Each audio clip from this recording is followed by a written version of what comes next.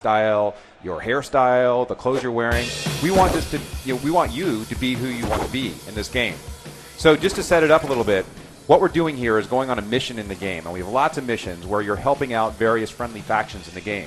Ryan is helping out a group called the Fargars, a bunch of live-action role players, LARPers, who have had an item stolen from one of the enemy factions. Now, Ryan is showing off some of the, we'll call it high-velocity traversal in the game, where you're grinding, bouncing, vaulting throughout the game. And our goal here was to change the rules for traditional shooters, where you're not always cowering behind cover and popping up to fire. So Ryan is now looking at the amusement park, where he needs to navigate this crazy array of OD'd mutants and scabs, the enemy faction. There are a ton. He's using a dragon pistol right now, which is one of our unconventional weapons. You can tell it what it does. It kind of lights enemies on fire. But what Ryan's doing is not terribly smart. I'm sorry, Ryan. He's actually on the ground getting his ass kicked by these OD'd. And this is an example of why you want to use the high agility traversal in the game. It's why you want to get up and get out of there. Now, one of our mantras is fun trumps realism in this game. And you can see here that we're poking fun at respawns. And when instant. Just out of building. Okay, let's get back into it. Yeah, when you die, it's supposed to be fun, right? Yeah. We wanted to, again, kind of thumb our nose at conventions in games in general. What Ryan is doing here is he's just activated a Pandora trap. And you can see the little lawn gnomes out there helping him out as he's trying to get through the amusement park. That is awesome. And again, guys, we are playing Sunset Overdrive, a game that I've been dying to get my hands on. So I'm really excited to see this. And you're saying the Pandora trap now, is that random every time? Yeah, there are lots of things that the Pandora trap does, and you don't know exactly what it will do. This is one of our flame traps in the game, and it's an excellent trap if you can lure the OD to the area around it and just sends them up in flames, literally. Awesome. Here's another one of our just gosh. random environmental interactions. This is called the Test of Strength, where it will electrify various enemies if you do a smash on it. Also, you might have seen those tornadoes, right? Yes. That is one of our amps in the game. And in the game, you actually build up style, which is in the top right-hand corner, to activate various amps. These are power-ups, crafted power-ups, you attach to your character or to your weapons. So he was showing off that melee amp. Another thing he's doing here, too, is he's used his Captain Ahab, which is a harpoon gun with a bottle of overcharged duct tape to the harpoon. So when that hits an object or an enemy, it'll actually create this pool of overcharge, which attracts enemies like little puppies. And then he can fire off a TN Teddy, one of our explosive teddy bears, into it, just blowing the crap out of him. And Overcharge is the drink, right? Overcharge is the drink that was created by this mega corporation, Fizco, and it was pushed through FDA testing a little too fast, and it turned the citizens of Sunset City, your hometown, into these horrific OD, overcharged delirium drinkers. Maybe it just unlocked their potential as humans. They're certainly faster than humans, and maybe a little bit meaner than most humans.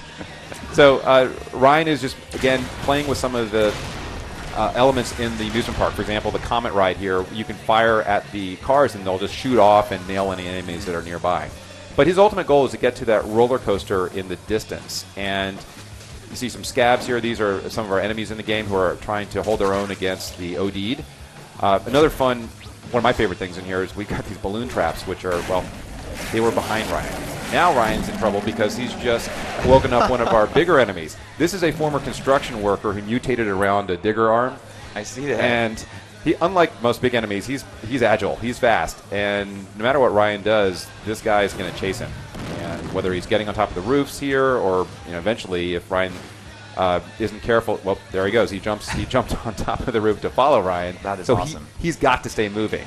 Another aspect of this big guy is, like most of our enemies in the game, he's susceptible to various different types of weapons. So he's actually gets damaged by flame. So Ryan was using his flaming compensator, which is this blunderbuss that has this big, these kind of spherical, well, anyway, it's a big blunderbuss that fires out flaming shots. I'll leave that for another time. Now, I still love the onomatopoeia is hilarious here. The boom, the bang, the crack. I think I saw an explosion. Oh, he's throwing up. Yeah. Oh my gosh, that was epic. Pop, right? So yeah, the onomatopoeia is just another homage to us breaking the fourth wall constantly. We recognize that we're a game. We want players just to enjoy having fun in the game. And this is all, even though there's a serious story that drives you through the game, we want players to really revel in the fact that they're playing a game, and we make it clear constantly with those kind of in-your-face elements. Yeah. Now he's on it. This is one of our sort of unique mechanics. Every mission that we have in the game, and there are a lot of them, has a unique story and a unique mechanic associated with it. And it's an homage in many ways to the handcrafted experiences we've created with Ratchet and Clank and Resistance. Here, Ryan is grinding along this giant roller coaster, trying to destroy a couple of the towers that the bad guys have taken up residence in. And he's also trying to take out some of these roller coaster cars that the bad guys are riding. And in the center tower, there is the leader, and you're going to see him in just a second, the Scab King. All right. Who has stolen an important item from the LARPers, the Fargarths, we call them. And I love this character design. It's great. We're trying to be super serious with this guy. Yes, I can tell. No, this is a real serious boss battle. Now, this is us having fun. This is the kind of game where you and 7 friends are going on missions throughout this open world together. And these missions are randomized. So when you get into Chaos Squad, you and your friends have a choice of randomized missions, and you vote on which missions you will take on. And you go through a series of missions, and then it culminates in this big battle called Night Defense at the very end of a round. And in this battle, you and your friends are defending these vats of overcharge from marauding Odeed. And we've got traps that you can use. Awesome. You can also bring over all of the weapons that you've upgraded, any of the amps that you have crafted in the single-player campaign, bring them into Chaos Squad. And any rewards that you earn at the end of Night Defense, and you do earn weapons and amps and recipes and vanity, can be brought back into the campaign.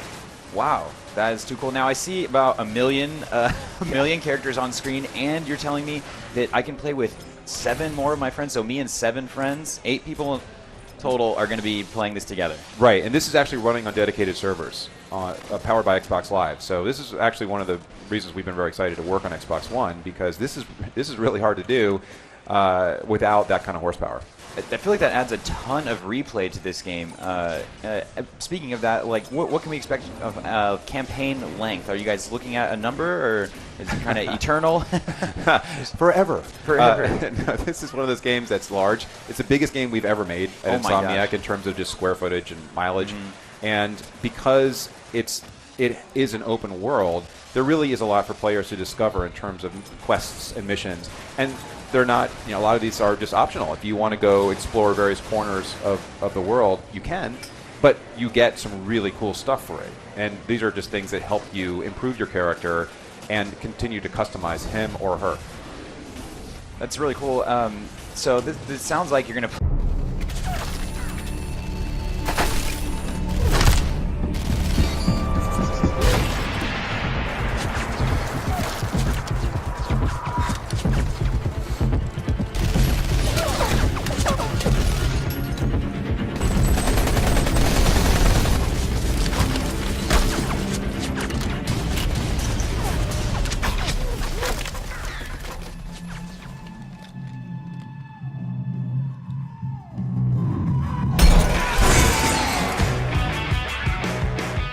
Mechanic, right?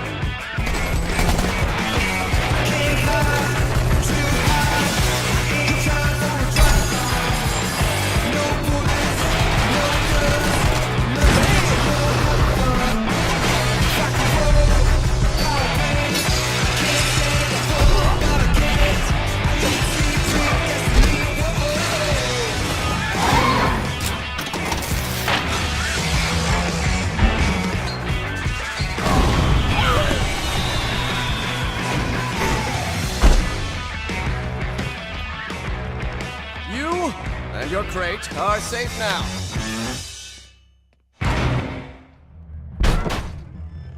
Oh, hey!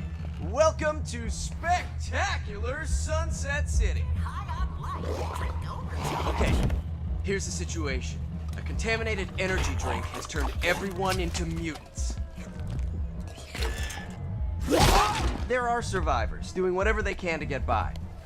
But some of them are dicks, attacking others for their stuff. Whoops, ignore that one.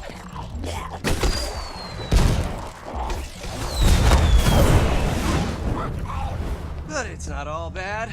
All this place needs is a hero. One who doesn't just survive, but does it with style. Who is this hero? Me! Not me? Oh, you! Can you survive the many dangers? Can you help others survive? Can you save Sunset City? Can you? For the love of God, can you? Of course you can. It's a f***ing video game.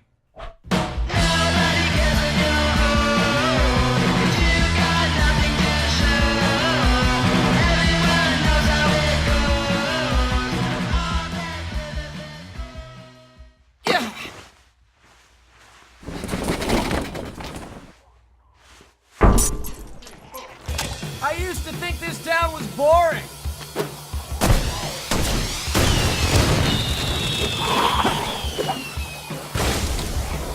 Yes!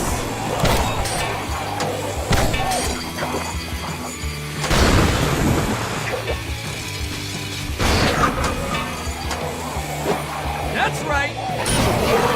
Yes!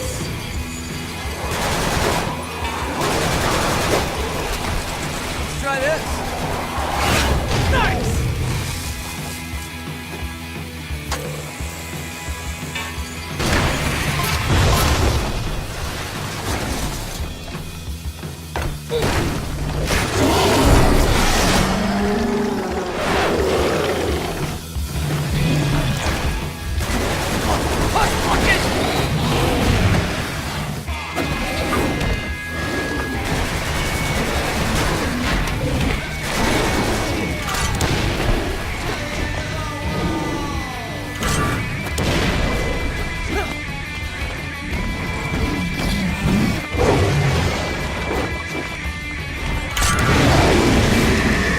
Clean up! Have fun!